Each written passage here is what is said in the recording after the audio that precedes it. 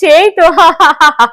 আমার এত আনন্দ হচ্ছে, তুই কবে আসবি, আমরা কিন্তু অনেক কিছু প্ল্যানও করবো। হ্যাঁ, তাহলে এই কথাই থাকলো। ঠিক আছে রে, রাখছি। হ্যাঁ, বাড়ির বউ হয়ে এত জোরে জোরে কথা বলছো কেন? ছি ছি ছি, পাশাপাশি লোকজনে শুনলে কি বলবে? এত জোরে জোরে কথা বলো না।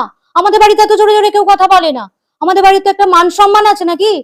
এরকম জোরে জোরে কথা বলছো, জোরে জোরে অট্টহাস্য হাসছো। বাড়ির বউ হয়েছো, আস্তে আস্তে কথা বলবে সব সময়। খেতে দিয়েছি, খাবি না? ও মামা, খাবি না? খেতে দিয়েছি।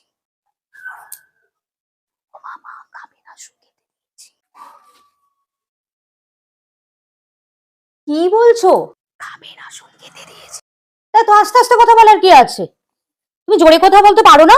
কেন মা, আপনিই তো বললেন বাড়ির বউ অত জোরে জোরে কথা বলবে না, অত জোরে জোরে হাসবে না, লোকে শুনলে কি বলবে। আমি তো তার জন্যই আপনাকে আস্তে আস্তে কথা বলছি।